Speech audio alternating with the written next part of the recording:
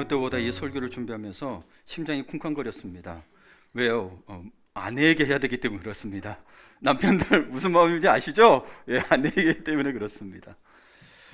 요즘 TV 드라마 중에서 인기를 누렸고 누리는 내용들이 있습니다. 저는 다 안 본 작품들인데 지난해 부부의 세계가라는 그 드라마가 인기였죠, 그렇죠?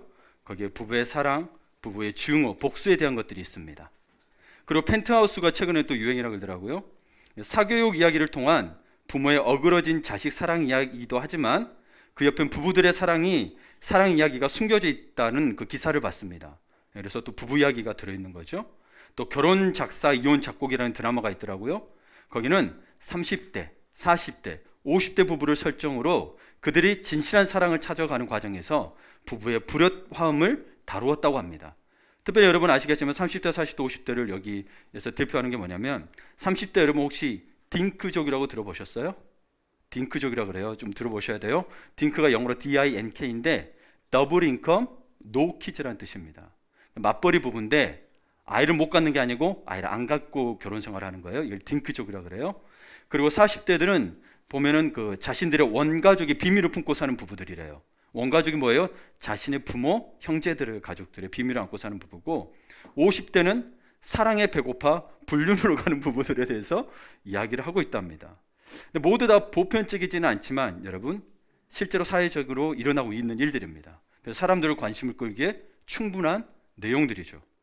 그러니까 여러분 이런 드라마들만 봐도 세상은 결혼이라는 주제를 놓고 나름대로의 태도와 방식의 논쟁을 벌입니다. 결혼에 대해서 지지하는 자와 반대자로 나뉘어서 창반양론으로 계속해서 논쟁을 한다는 거죠.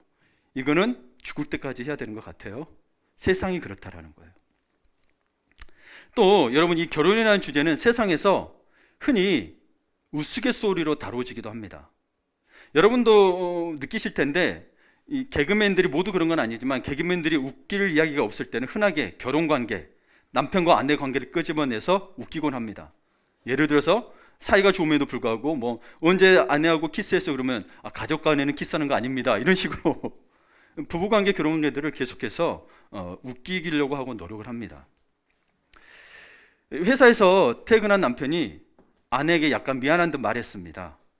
내일 말이야 회사 후배 둘을 집으로 저녁 식사 초대했어.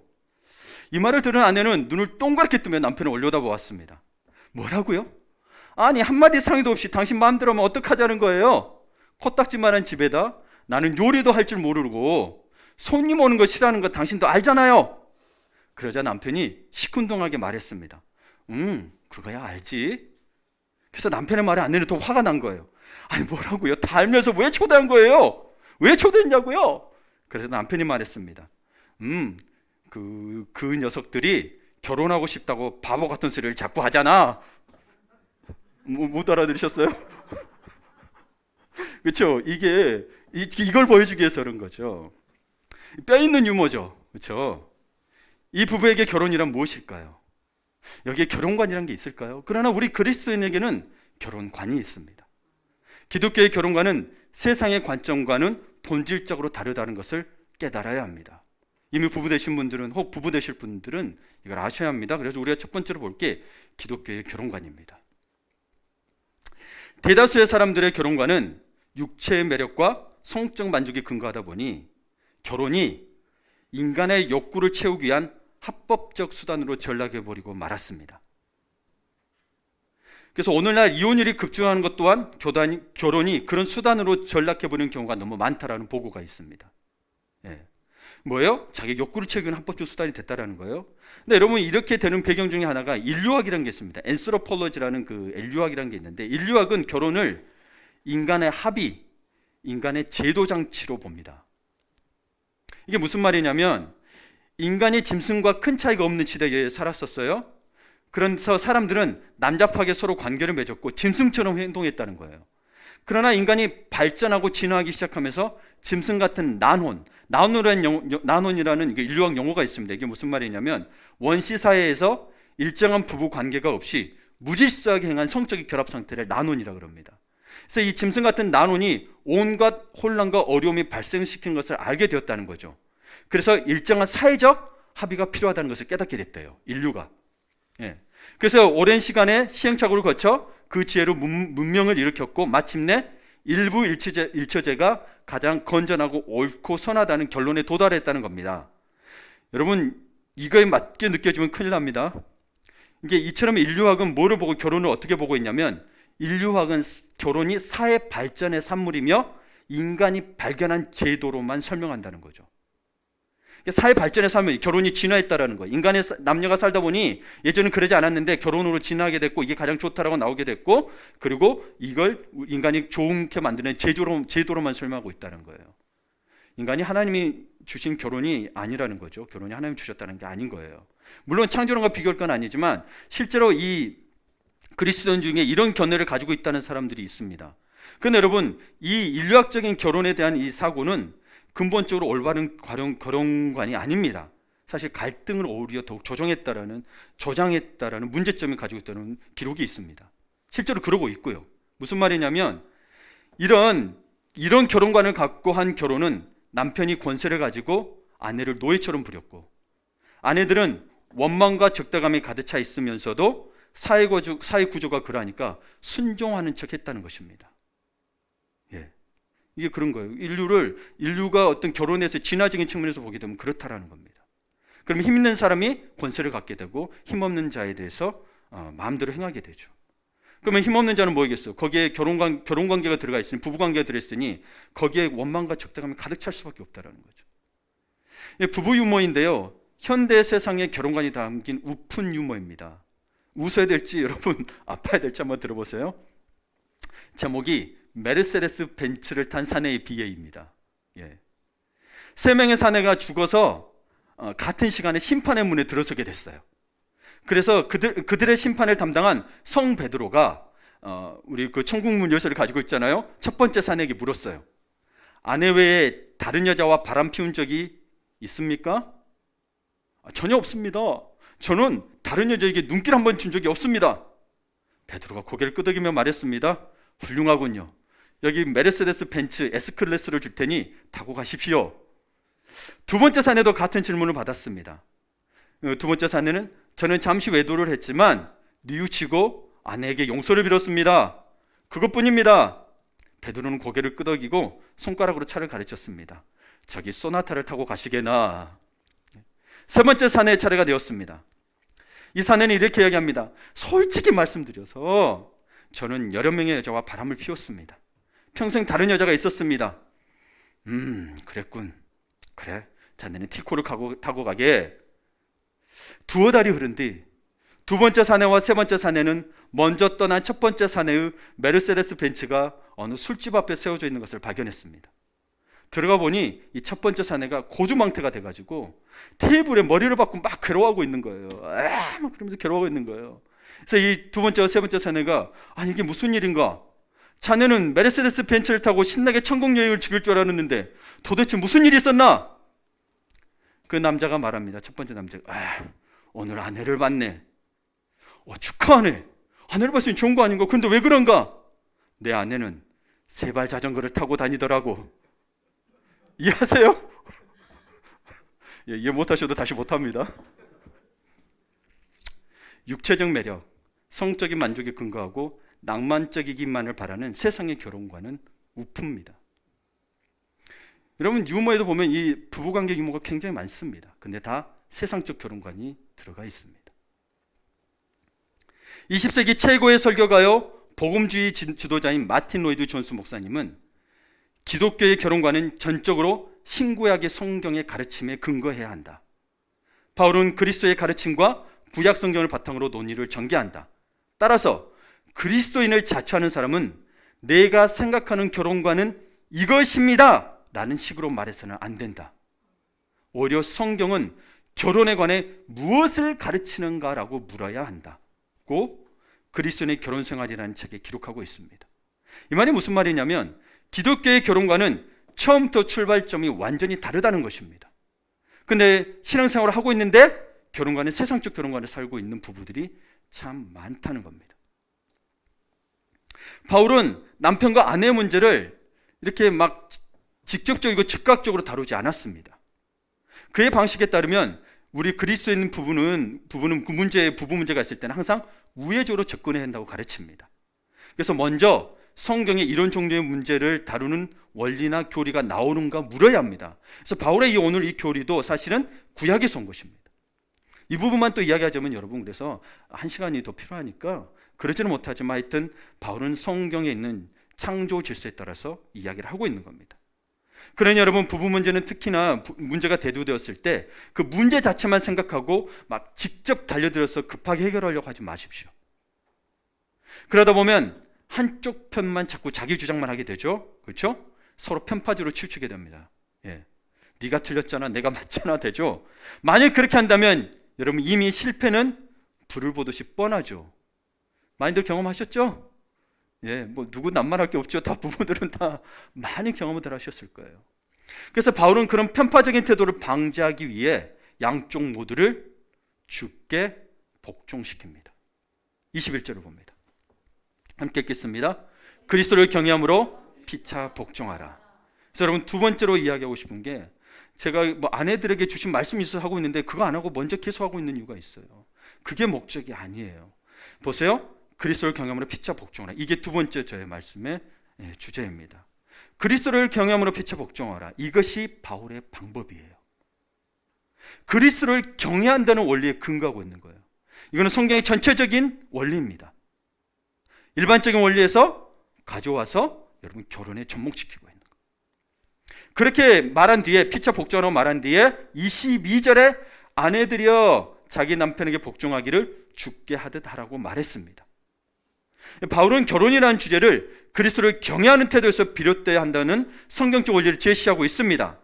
자신의 견해를 입증하든 못하든 이성을 읽고 감정적으로 행동한다면 여러분, 부부 생활에서는 아시겠지만 모든 것을 잃는 것이나 다름없습니다. 그래서 부부간에는 그리스도를 경외하는 태도를 유지해야 한다는 것입니다.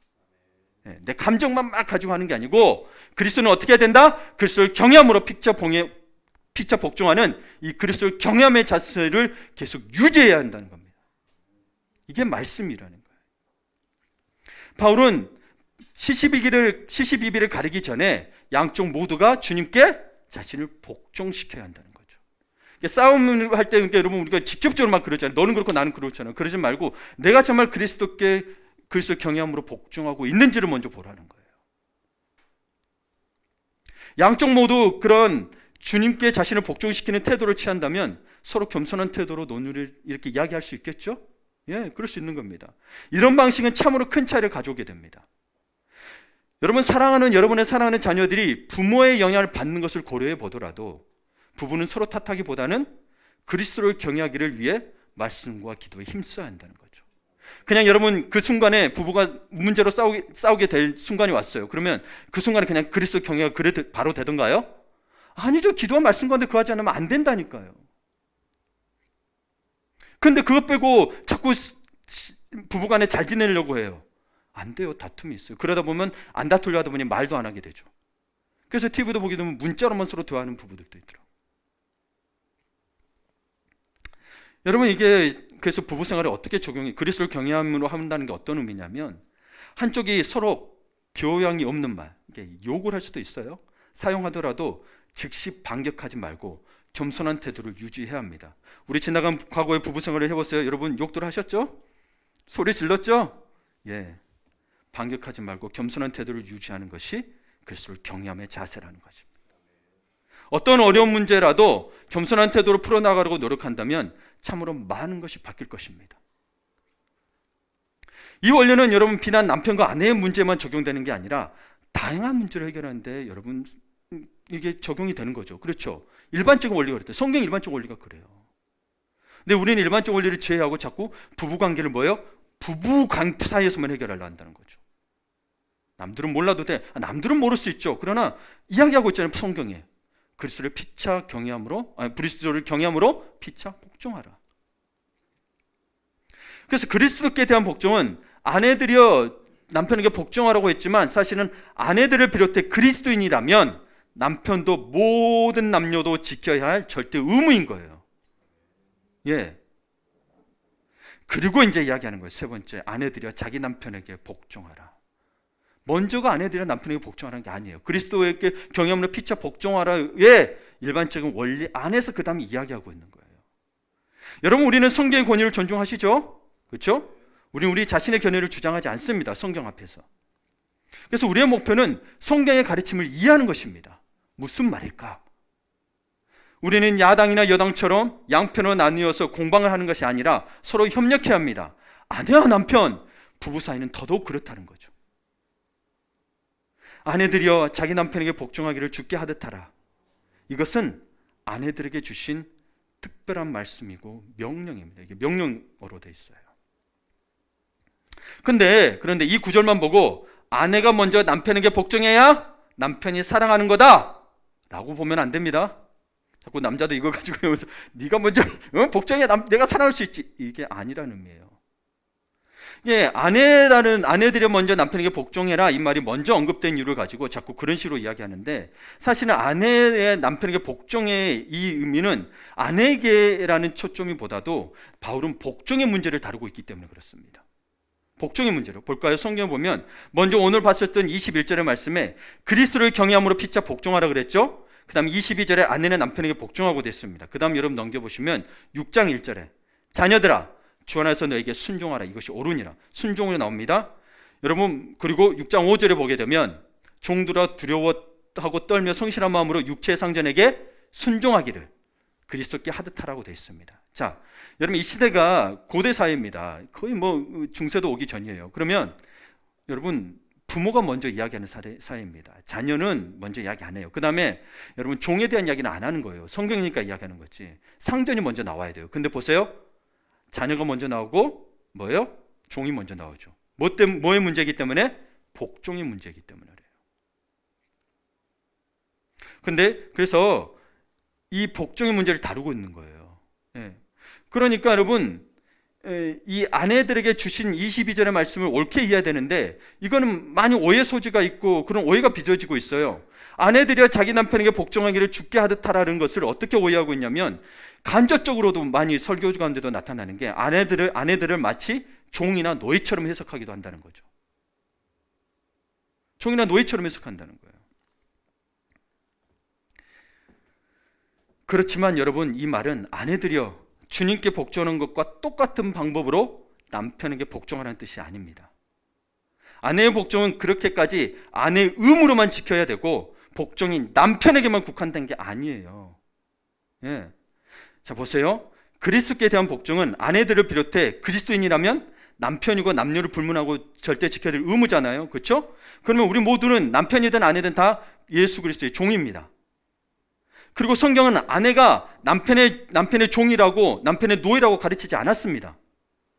그래서 여러분, 자꾸 목사님들 할 때 남편을 하늘, 아내는 땅, 성경이 없다니까요. 자꾸 그렇게 해석하지 마세요. 남편을 하늘, 아내는 땅, 성경이 어디 있어요? 그래서 마치 남편을 아주 존경하고 아내는 이렇게 하대되는 기분을 갖게 하는 유교적 관점 사고를 가지시면 안 됩니다. 자, 그렇다면 여러분 보세요. 만약에 주님과처럼 주님 똑같이 주님처럼 남편을 섬겨야 된다면, 사실 먼저 볼게요. 주님과 우리의 관계는 완전하고 절대적이고 전적인 복종의 관계입니다. 무슨 말이냐면, 여러분, 우리가 주님께 대한 전적인 복종의 관계지 주님과 우리가 서로 피차 복종 관계가 아닙니다. 주님이 우리에게 복종하는 것은 성립이 되지가 않아요. 그렇죠? 그럼 주님과 똑같이 하라 그러면 이게 안 되는 거예요. 어긋나는. 그러면 여러분, 창세기 보면 아내들을 돕는 베풀려 했다고 되는데, 여성을 그럼 이것도 성립이 안 되는 거예요. 주님과의 관계라면 이 남자가 불안자니까 돕는 베풀을 주셨는데 돕는 베풀도 필요 없죠. 그렇게 되면 생각해 보셔야 돼요. 이게 성경적 전체적 원리에서 보셔야 돼요. 그래서 여러분, 바울은 아내들에게 이 복종을 강요한 것이 아니라, 우리가 말하는 하늘이고 땅 이런 복종을 강요한 게 아니고요. 이 말이 무슨 말이냐면, 아내들이여 남편에게 복종하라. 왜냐하면 그것이 너희가 주님께 해야 할 의무의 일부요, 주님께 대한 복종의 표현이기 때문이라는 거죠. 주님께 대한 복종의 표현인 거예요. 남편이 우선이 아니고요, 주님이 말씀하셨고 그렇게 창조 질서를 만드셨기 때문에 말씀하시는 거예요. 예. 그래서 아내의 복종은 남편만을 위한 것이 아니라 무엇보다 주님께 대한 복종인 거예요. 무슨 말인지 이해되세요? 남편만 바라보면 여러분 복종 안 하셔도 돼요. 근데 주님이 말씀하시고 그게 주님께 대한 복종이라는 거죠. 예를 들어 성경에도 보면 이 나그네에게 한 것이 곧 나에게 한 거라고 주님 말씀하시죠. 같은 원리예요. 남편에게 내가 아내들에게 복종하라 그랬으니 너가 나의 말에 복종하는, 그 남편에게 복종하는 곧 나에게 복종한다라고 이야기하고 있는 거예요. 예. 그래서 그리스도를 경외함으로 픽자 복종하는 일부하는 원리 속에서 아내, 자녀, 종까지 이렇게 가고 있는 거예요. 그래서 여러분 이 아내 복종에 대한 궁극적인 이유와 동기는 그리스도 때문입니다. 남편이기 때문이 아니고 그리스도 때문인 거예요. 이해되세요? 그리스도 때문인 거예요, 여러분. 우리 믿는 자들은 그리스도 때문에 남편에게 복종하는 거예요. 그렇게 따지면 여러분 세상 원리로 따지면 남편에게 복종할 이유가 있어야 복종하죠. 그렇죠? 좀 남편다워야 복종하는 거고, 그렇죠? 그렇지 않으면 네가 뭔데 이렇게 따질 수도 있는 거죠. 그러나 기독교는 그렇지 않다라는 거예요. 왜요? 그리스도 때문에, 예수님 때문에. 그럼 여러분에게 묻습니다. 아내는 그리스도를 위해 남편에게 복종하는 것입니다. 아내분들 그러한가요? 아멘 안 하시면 큰일 납니다. 성경을 부인하게 되는 건데 다시 물어볼게요. 아내는 그리스도를 위해 남편에게 복종하는 것입니다. 아내분들 그러한가요? 아멘. 예. 믿는 아내분들에게 말씀을 하는 거예요. 예. 아내가 복종해야 하는 이유가 어디서 여자가 라는 남성의 권위에서 비롯된 것이 아니고 그것이 주님이 원하시는 일이며 주님이 기뻐하시는 일이기 때문인 거예요. 예. 주 예수 그리스도를 기쁘게 해드리려고 애쓰는 그리스도인 아내는 이 명령을 어렵게 생각하지 않을 것이라고 마틴 로이드 존슨님이 목사님 말씀하셨어요. 제가 이야기했다 그러면 또 오해할 수 있어서 오히려 주님의 말씀을 지키는 기쁨을 누릴 거라는 거죠.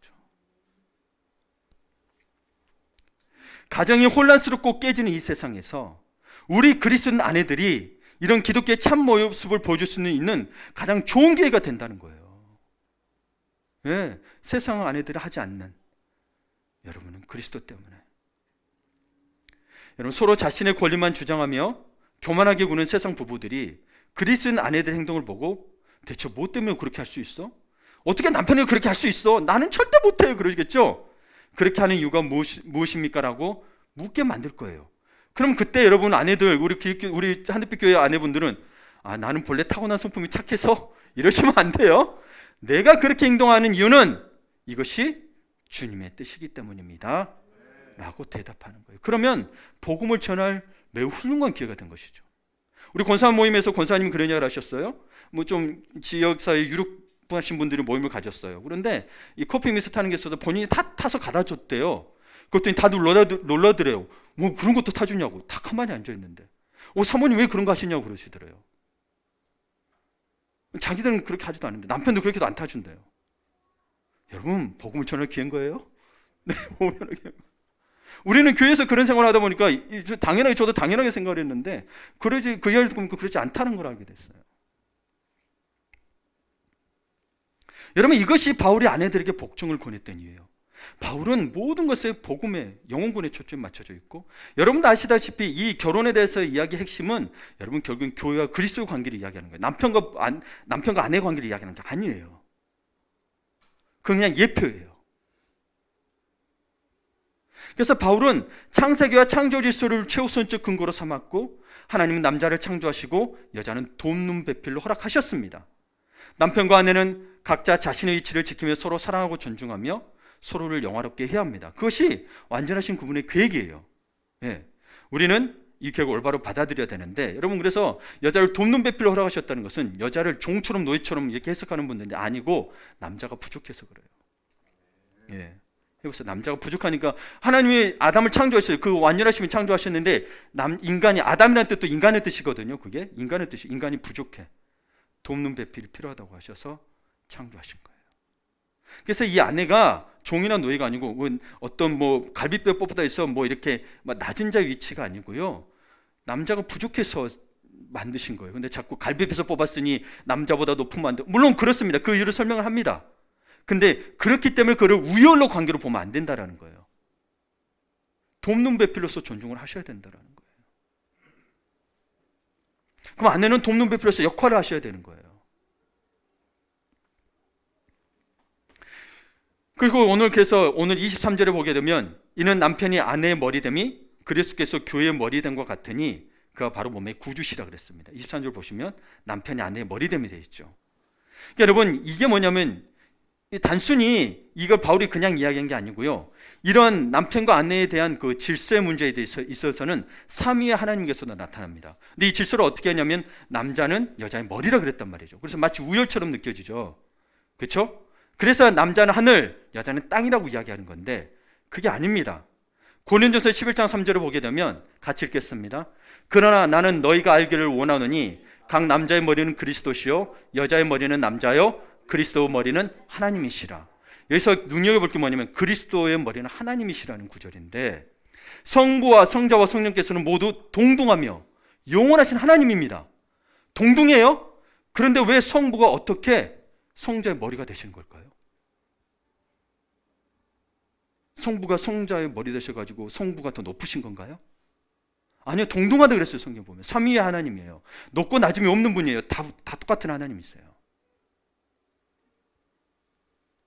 여러분, 여기 이 내막을 아셔야 되는 거예요. 그래야 하늘과 땅의 관계가 아니라는 걸 알게 돼요.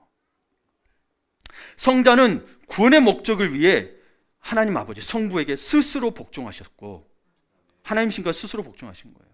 성령께서는 성부와 성자께 스스로 복종하셨습니다. 이는 구원을 이루기 위해서 자발적으로 하신 복종인 거예요. 그렇기 때문에 여러분 성육신하여 오신 거예요. 이 땅에. 그러지 않아도 되는데 자발적으로 성육신하신 거예요. 사람의 몸을 입어 오신 거잖아요.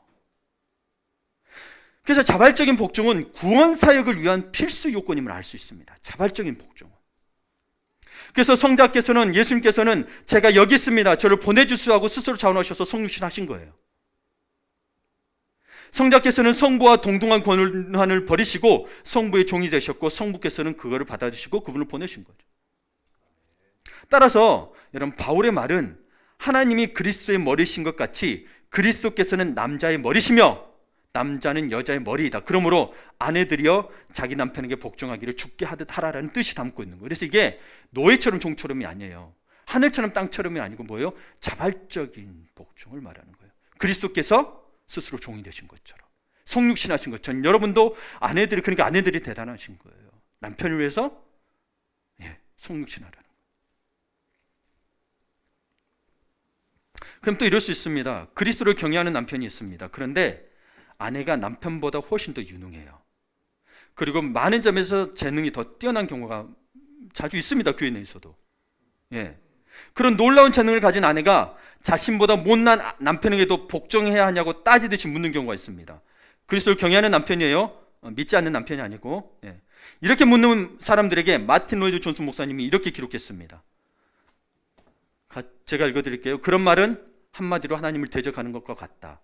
하나님은 그런 경우를 잘 알고 계신다. 그런데도 하나님은 똑똑하고 능력 있는 아내라도 남편에게 복종하지 않으면 죄를 짓는 것이라 말씀하신다. 아내는 아무리 재능이 뛰어나더라도 자신의 배우자인 남편에게 기꺼이 복종해야 한다. 아멘? 아멘. 왜요? 하나님의 말씀이에요. 그리스도께서 자발적으로 하나님께 복종하신 것처럼 아내는 자발적으로 남편에게 복종해야 한다는 것입니다. 또 다른 경우가 있죠. 예수 그리스도를 믿지 않는 남편이 있죠. 예수 그리스도를 믿지 않는 남편은 구원의 길을 알지 못하는 사람이에요. 그래서 오늘 23절에 있는 그리스도께서 교회의 머리된 것 같으니란 말씀을 절대 이해할 수 없는 사람입니다. 교회 다니더라도 이걸 모르는 사람이 있어요. 신자와 불신자가 결혼할 경우, 지난주에 너는 믿지 않는 자와 멍에를 함께 매지 말라는 경우인데요, 이게 결혼해야 말아야 된다 그런 문제가 아니라고 말씀을 드린 거예요. 한쪽은 기독교의 순교한 결혼관을 알고 있지만 다른 한쪽은 그것을 전혀 알지 못하는 상황인 거예요. 그러니까 그 자체로 결혼관계에 결함이 발생한 거예요. 그렇죠? 결혼관부터가 달라요. 봐보세요. 그렇기 때문에 항상 다툼의 씨앗이 존재합니다. 존재해요. 그런 경우, 심한 경우는 여러분 이혼도 하게 되죠. 그렇죠? 종교적 이유 때문에. 그러므로 둘 중에 믿는 이에게는 가정이 성교진 거예요. 가정이 성교진 거예요. 오지에 가신, 진짜 아마존 오지에 가신 우리가 흔히 말하는 미개한 그 지역에 가신 선교사님의 사명을 가지고 결혼 관계에 임하셔야 되는 거예요. 그래서 힘들다고 하는 거예요. 그리스도인이 아닌 사람에게 기독교의 심오한 가르침을 깨닫게 할 수 없습니다.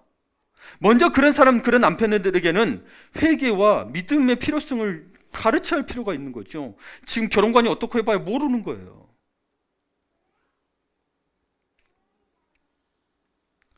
그들은 결혼에 관한 교리를 이해할 수가 없어요. 그것을 이해하려면 먼저 그리스도인이 돼야 되는 거예요. 예. 그러니 선교사로 이렇게 하시고 이렇게 영어 공부를 하셔서 시간이 어느 정도 걸릴지는 모릅니다. 예. 오늘 초점은 이게 아니기 때문에 그러나 아내들이 남편에게 복종하는 게 초점이죠. 믿는 그리스도인 아내들에게. 또 우리가 생각할 때 우리는 과거에 이런 마음들, 지금도 뭐 그럴 수도 있겠지만 아내가 집 밖에서 나가서 활동하는 걸 잘못됐다라고 하시는 분들도 계시고, 남편은 빨래를 하거나 집안을 치우면 안 된다라고 생각하시는 분들이 계세요. 그럼 반드시 남자가 재정을 관리하고 여자는 육아에만 전념해야 된다고 하는 것들은, 여러분 성경에 어디에 있는지 저에게 좀 가르쳐 주세요. 성경에 없어요. 그 뒷받칠 만한 근거가 없어요. 그렇죠? 그러니까 서로 그리스도를 경외함으로 피차 복종하는 거예요. 그래서 성경은 가정을 이룬 남자와 여자의 가족의 기능이라는 테두리 안에서 저마다 가진 은사들을 가지고 살펴봐야 된다고 가르치고 있습니다. 부부들도 다르지만 다 은사들이 다르잖아요. 그렇죠? 교회에서 있는 것도 가정에 가서도 하는 거예요. 다. 특별히 그러나 여러분 성경에 보면 베드로서에 보게 되면 아내는 돕는 배필로 창조됐거든요. 그래서 자상한 후원자요, 격려자가 되기를 권면하고 있습니다. 또 자녀를 양육하고 집안을 돌보라고 좀 직접적으로 당부하고 있어요. 보실까요? 베드로전서 3장 1절, 2절과 4절을 볼게요. 사실 1절부터 6절까지 쭉 보시면 좋습니다. 자, 같이 읽겠습니다. 시작. 아내들아, 이와 같이 자기 남편에게 순종하라. 이는 혹 말씀을 순종하지 않는 자라도 말로 말미암지 않고 그 아내 행실로 말미암아 구원을 받게 하려 함이니 너희의 두려워하며 정결한 행실을 봄이라. 그렇죠. 여기 보시면 잠깐 1, 2절 보세요. 선교자의 마음으로 살아야 돼요. 아넬로 행실로 말미암아 구원을 받을 수도 있다, 가능성을 말하고 있어요. 예. 그리고 너희 두려워하며 정결한 행실을 봄이라. 가정에서 충실하라는 의미인 거죠. 정결하게. 그렇죠? 예. 사랑이 움직이는 거 하면서 다른 데 가면 안 된다라는 거예요. 4절을 볼게요. 그리고 오직 마음에 숨은 사람을 온유하고 안정한 심령에 썩지 아니할 것으로 알아. 이는 하나님 앞에 값진 것이니라. 1절부터 4절까지 해서 보게 되면 이 모든 것들이 하나님 앞에 값진 거라고 이야기하고 있는데, 이 특별히 4절을 보게 되면 오직 마음에 숨은 사람이 뭐냐면 숨어있죠. 속사람이죠. 속사람을 말하는 거예요. 속사람을 온유하고 안정한 심령에 썩지 않을 것으로 됐는데, 이 온유하고 안정한 심령에 썩지 않을 것으로 이 부분에 있어서 이 적용 부분에 있어서 많은 성경학자들이 이렇게 합니다. 남편의 태도나 요구를 부드럽게 받아들이는 기질을 가지라고 이야기합니다. 다시요. 남편의 태도나 요구를 부드럽게 받아들이는 기질을 가지라는 거예요. 여러분 이게 먼저 남편보다도 아내분들 그러시면 좋겠어요. 실제로 제가 또 좀 본문들을 또 보게 될 텐데, 남자들을 표현할 때 남자들을 할 때는 굿한다든지 이런 표현이 나와요. 실제로 남자들이 폭력적인 성향이 있는 거예요. 힘이 있다 보니. 그러니 여성분들이 조금 태도를 요구를 부드럽게 받아들이셔야 돼요. 남자들은 여러분 아시겠지만 기본적으로 누가 건들면 싸우려고만 해요. 아시죠? 그래서 여러분 격투도 좋아하고 여자들도 격투도 좋아하고 다 그러는 거예요. 끝까지 이기려고 그러고 승부욕도 강하고 뭐 그런 게 있는 거예요. 그러면 또 여자들, 물론 다음 주에 남편에 대해서 이야기할 텐데 오늘 또 이 여자들만 이야기하면 좀 서운하잖아요. 그렇죠? 그래서 반면 남편들에게는 어떻게 말씀하고 계시냐면 식구들을 앞장서서 인도하며 부양하고 보호하라고 권고합니다. 그리고 아들, 딸을 교육하고 키우는 일을 외면하지 말라고 되어 있어요. 한국 사회 남자들은 이 부분을 많이 외면했죠. 당신이 다 알았어요. 그게 아니에요. 보세요. 디모데전서 3장 2절에서 4절 12절을 볼게요. 자, 그러므로 감독은 교회의 지도자를 이야기하는 건데, 이걸 감독이라면 국한시키면 안 돼요. 이 사람도 뭐예요? 하나의 남편이라는 거예요. 남편이라는 거예요. 그래서 하나의 남편이 되며 절제하며, 자, 남편분들 잘 들으세요. 절제하며 심중하며 단정하며 나그네를 대접하며 가르치기를 잘하며. 그렇죠? 술을 즐기지 아니하며 구타하지 아니하며. 그 다음에 오직 관용하며 다투지 아니하며. 또 다투지 아니하면 나와요. 남자들이 기질적으로 이렇게 막 이게 있어요. 예. 돈을 사랑하지 아니하며 자기 집을 잘 다스려 자녀들로 모든 공손함으로 복종하는 자라야 할지니. 자녀들을 예절 교육 아빠들이 시키세요. 엄마들은 또 사랑을 감싸지만 아빠들은 좀 이렇게 엄하게도 하셔야 된다라는 거예요. 그 다음 볼게요. 12절에 보면 또 집사들이죠. 장로 나왔으니 집사들이 이야기, 감독 나왔으니 집사 얘기했는데 집사들도 한 아내 남편이 된다는 거죠. 중요합니다. 한 아내 남편이 되셔야 돼요. 특히 남자분들. 그리고 남편이 자녀와 자기 집을 잘 다스리는 자일진이 되어 있죠. 자녀를 잘 다스리라고 되어 있어요. 여자에게만 책임 넘기시면 안 돼요. 다스리는 부분에 있어서는 아버지가 하셔야 되는 거예요. 근데 이거는 믿지 않는 남편들은 모르겠죠.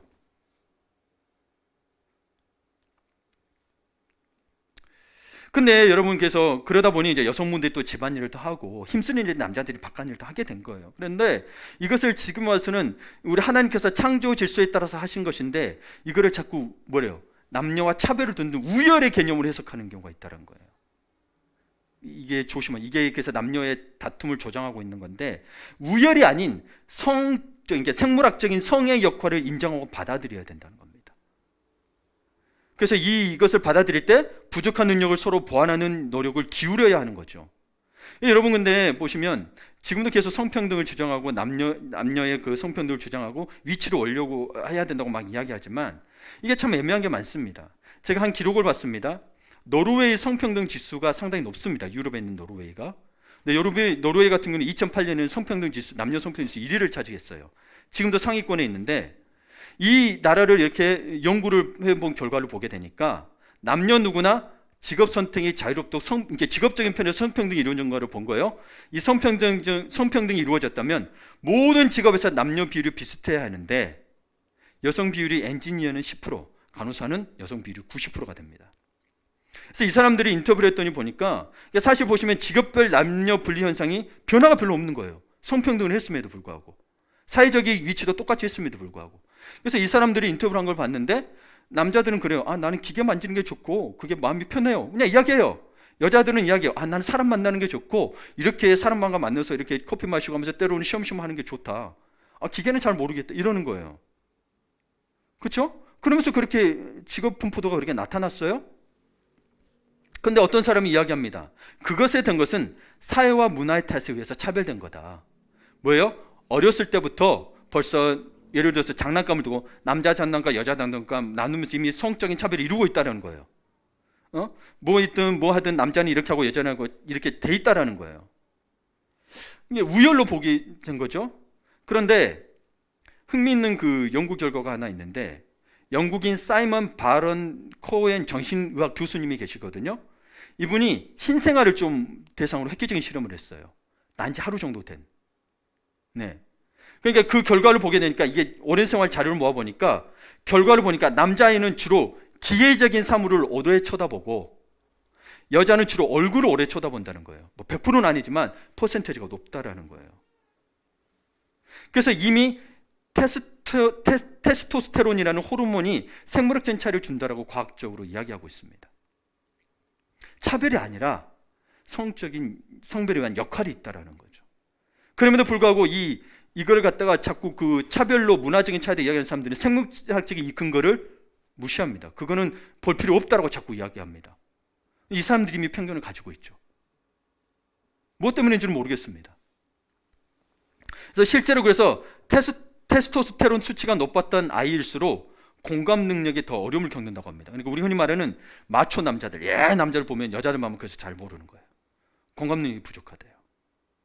다른 사람의 감정을 상태를 알아차리거나 다른 사람의 관점을 이해하는 능력이 부족하답니다. 하지만 이 테스토스테론 수치가 높은 아이들은 사물의 체계나 작동 원리를 이해하는 데는 훨씬 높은 관심을 보이는 거예요. 우리 안시사님 그 테스토스테론이 높으신 것 같아요, 그렇죠? 네. 보시면 이런 것들을 원리를 잘 이해하세요. 보시면, 네. 그런 거, 이 호르몬에서 그런 것들이 물론 100%는 아니겠지만 그 수치가 높다라고 나오는 거예요. 또 이 수많은 그 통계에 의하면 심리학적 통계에 의하면 남녀 간의 가장 큰 차이점 중에 하나는 스트레스가 심한 상황에 놓였을 때, 그러니까 사회적 차별이 없는 상태를 말하는 거예요. 스트레스 상황에 심한 상황에 놓였을 때 여성은 다른 사람과 함께 있기를 선택하고 남성은 이 스트레스 상황에서 보통 혼자 있기를 선택한답니다. 그렇죠. 벌써 다르죠. 그러니 다툼도 일어나기도 하는 건데 서로 이해가 필요합니다. 여하튼 그렇다고 해서 이걸 가지고 남성들이요 혼자 있으려고 하지 말고 여성들의 마음을 좀 이해하셔야 돼요. 왜냐하면 베드로서 3장 7절을 볼게요. 이 말씀으로 맞추려고 합니다. 남편들 한번 읽어보세요. 시작. 남편들아 이와 같이 지식을 따라 너희 아내와 동거하고 그를 더 연약한 그릇이요 또 생명의 은혜를 함께 받을 이열자로 알아 귀히 여기라. 이는 너희 기도가 막히지 아니하게 하렴이라. 아멘. 자, 어떠래요? 남편이 여자를 아내를 더 연약한 그릇으로 보호하라는 거예요. 그리고 생명의 은혜를 함께 이어갈 받을 귀한 자라는 거예요. 근데 이런 귀한 자로 여김이 없으면 뭐예요? 그러니까 남편들이 아이 기도가 안 하고 기도가 안 되는 건 혹시 아내들에 대한 이런 존경이 없을 수도 있어요. 왜냐하면 생명의 은혜를 함께 이어갈 자로 여기지 않기 때문에 기도하지 않는 거예요. 혹 그러지 않았을 때 기도하는데 기도가 막히는 것도 있죠. 아이 기도 이 정도로 끝. 아내는 그냥 집에서 나 밥 차려주고 돌보면 돼. 이런 분들이 이럴 수 있다라는 거예요. 그렇죠? 그래 남편분들이요. 물론 오늘 아내들이 남편에게 복종하는 게 초점이지만 저도 아내가 무서워서 남편들은 아내를 생명의 은혜로 함께 이어받을 자로 귀히 여기시기 바랍니다. 그래서 기도가 막히지 않고 주님과 교제하며 응답받는 기쁨이 넘치시기를 바랍니다. 아멘. 예.